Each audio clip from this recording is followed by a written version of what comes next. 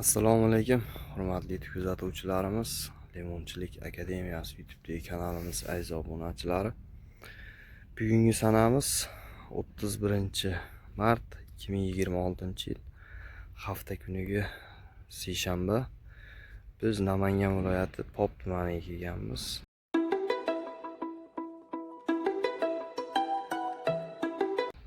Ya'ni mana shu yerda mana 2 gektar va nariroqda yana 1 gektar va keyin 40 sotik. Jami 3 gektardan oshiq teplitsa bor joyga kelganmiz. O'zi aslida bu joy, ya'ni bu lokatsiyada 50 gektar limonariya qurilgan davlat tomonidan. Kecha kelib maslahatlarni berib ketgan edik. Endi bugun kelib mana shu limonlarni, mana shu shoxlarni to'g'ri abrezka qilish maqsadida kelib hozir abrezkasini boshladik. Narigi tomonlardan boshladik. Mana ko'rinadigan bo'lsa, u mana shu eshik tomonda ham limonariya bor. Hozir kiramiz. Xo'p, dehqonlar kanalimizda mehmonlar bo'ladigan bo'lsa, albatta kanalimizga obuna bo'lib, qo'ng'iroqcha tugmalarini bosib qo'ysalaring, mana shu chiqaradigan videolarimiz sizlarga birinchilardan yetib boradi. Bugungi asosiy mavzumiz limon daraxtida erkak gullarini ko'payib ketishi asosiy sabablarini sizlar bilan birgalikda bir nechta sabablarini ko'rib chiqamiz. Dehqonlar, albatta sizlardan keladigan savollarga tayangan holatda videolarni qilyapmiz. Albatta videolarimiz manfaatli bo'ladigan bo'lsa, like bosib bizni qo'llab-quvvatlab qo'yasizlar. Demak, videoni boshladik. Bizni kuzatishda davom etib turinglar. Hop, demak dehqonlar, bizni kuzatuvchilarimiz erkak gullari, ya'ni bilamizki limon daraxtida shu erkak va urg'ochi gullari mavjud bo'ladi. Bu o'zini changlatish uchun va limon daraxti o'z-o'zini bemalol changlata oladi.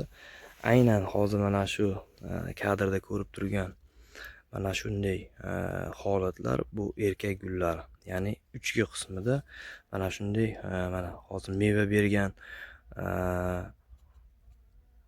gulni ko'rib turibsizlar. Buni uchki qismida mana shu uzun naychasi bor. Lekin erkak gullarida bunday naychalar bo'lmaydi. Faqat bunda changchilar bo'ladi. Ya'ni urg'ochi gulni changlatadi va to'kilib ketadi. Endi dehqonlar, buni asosiy sabablarini sizlarga qisqacha qilib bir nechta sabablarini keltirib o'taman. Chunki ba'zi joylarga borganimizda yoki telefon orqali yo telegram orqali bizga kelgan savollarga limonim deydi zo'r gulladi-yu, lekin hammasini to'kib yubordi. Ya'ni pastki qismida mana shunday oppoq bo'lib gullarni to'kib yubordi degan holatlar bo'ladi. Mana bu yerda ham ko'rib turibsizlar. Shu gullardan tushgan nima desam bo'ladi, mana shu gullardan tushgan holatlari. Xo'p, dehqonlar, buni asosiy sabablarini sizlarga keltirib o'tadigan bo'lsam, bu yerdagi asosiy qilingan xatolardan biri limon birinchi darajali, o'zi aslida limon daraxti bu yerda birinchi darajali ekilgan, lekin orasiga limondan yuqori bo'ladigan, ya'ni limondan o'sib ketadigan pomidor, bodring ekilgan.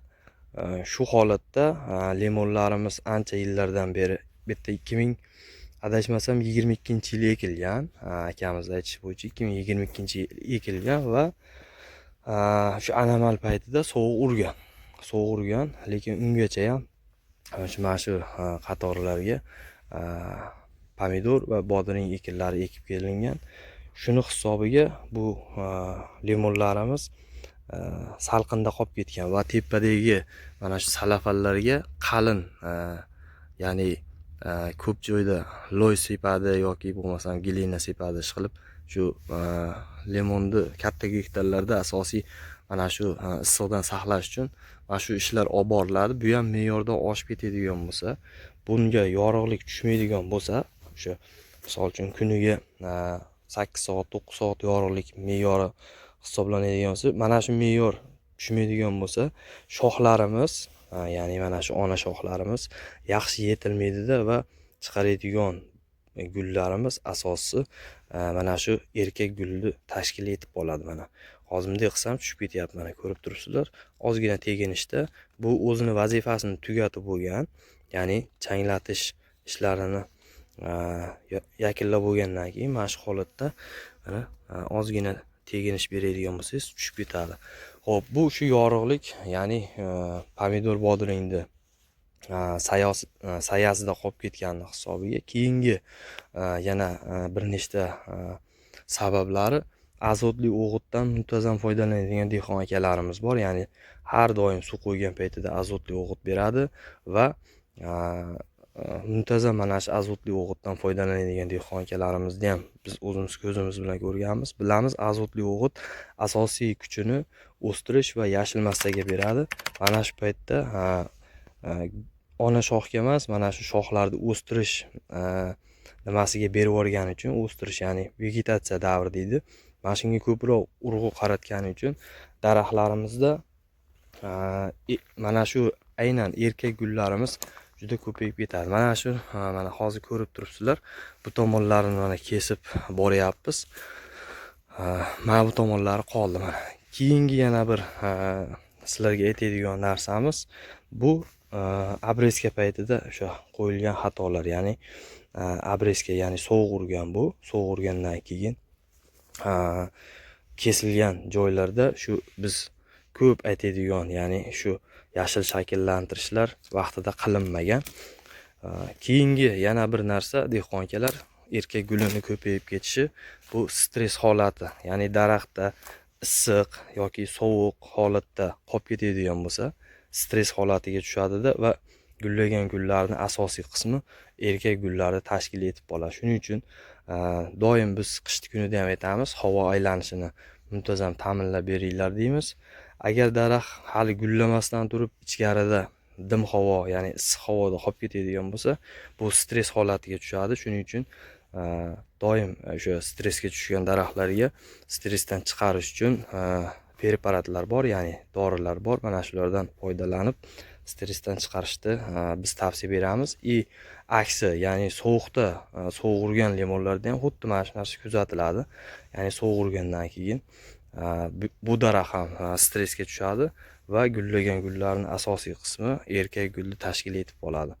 Shuning uchun doim shu harorat, ya'ni +5 dan tushmasligi va yuqorisi shu 28-35 gacha. O'zi aslida 35 ga chiqarishni o'zi ham noto'g'ri narsa, lekin 35 gacha iloji boricha mana shu 28-30 gradusdan baland bo'ladigan paytida qo'shimcha harakatlarni, ya'ni qo'shimcha bir omillarni yo'lga qo'yishimiz kerak. Ya'ni salafanlarni ochish yoki buni cho'miltirib ozgina haroratni pastlatish.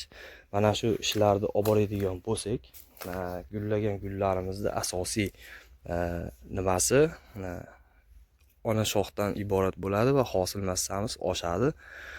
Xo'p, yana bir narsa, shu azotli o'g'itlarni ko'p bergan paytimizda yuqorida aytib o'tib ketdik, o'stirish yashil massaga berib yuborgani uchun, shuning uchun dehqon akalar asosiy limonda shu azotli o'g'itlarni daraxt holatiga qarab berishni biz tavsiya beramiz. Ya'ni agar o'sish yoki yashil massada qandaydir xatolar bo'ladigan bo'lsa, ya'ni o'sha azotga ehtiyoji bo'lsagina azotdan foydalanish kerak. Ungacha fosforli va kaliyli o'g'itlardan muntazam shu holatiga qarab turib ko'proq fosforli va kaliyli o'g'itlardan foydalanishimiz kerak bo'ladi.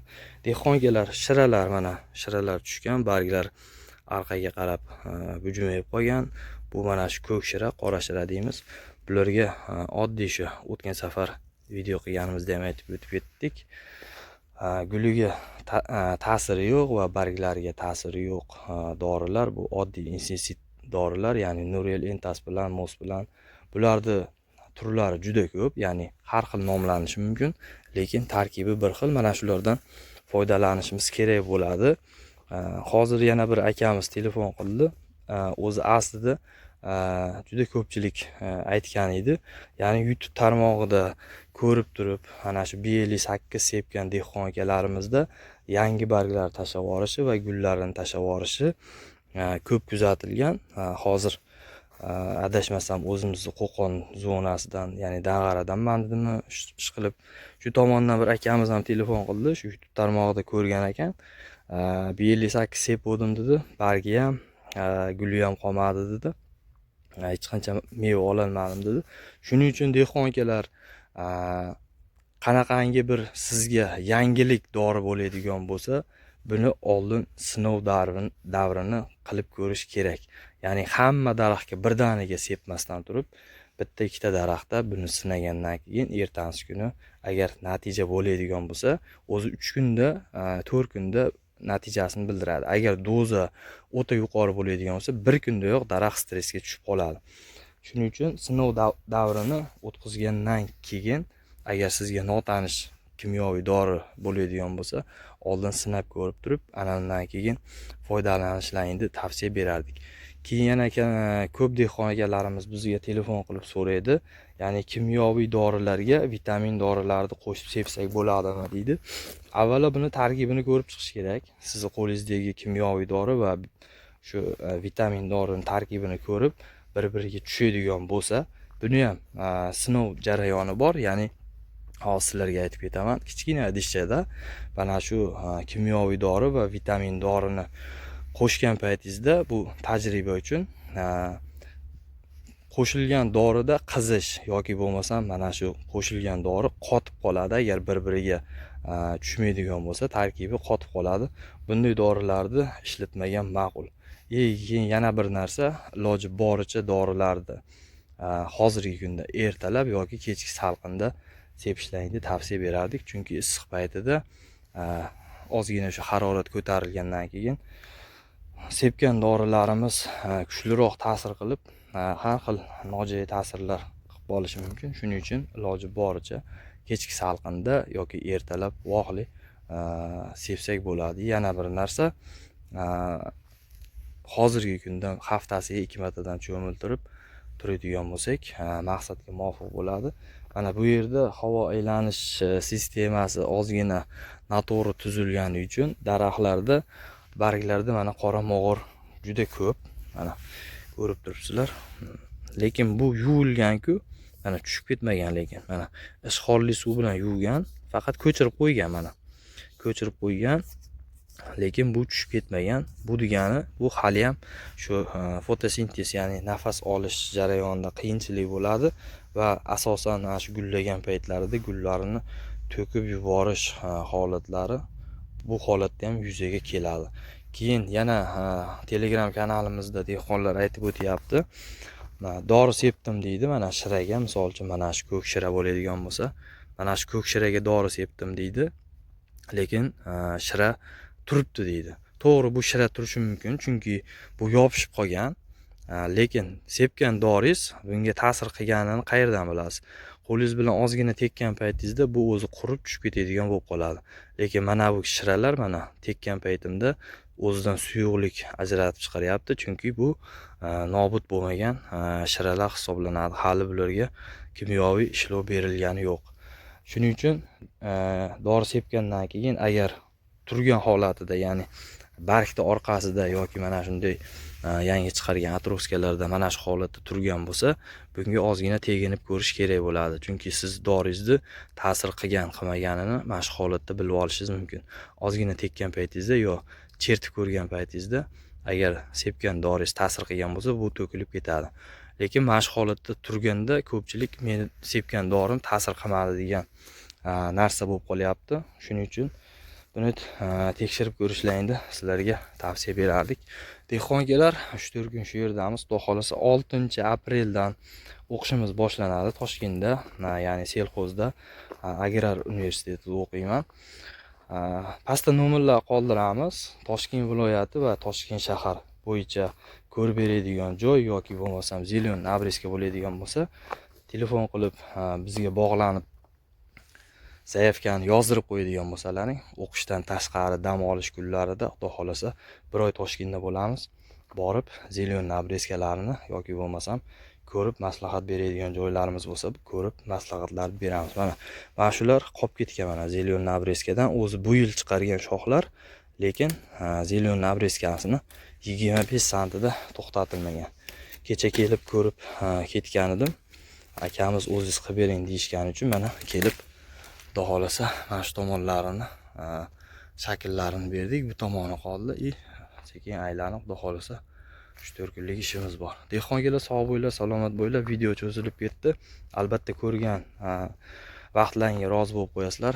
Agar videolarimizda xato kamchiliklar bo'lgan bo'lsa, gapirgan gaplarimizda xato kamchiligi bo'lgan bo'lsa, oldindan uzr so'raymiz. Sog' bo'linglar, salomat bo'linglar. Bizni kuzatishda davom etinglar. Sizlar uchun qiziqarli va yangi ma'lumotlar berishda davom etamiz. Sog' bo'linglar.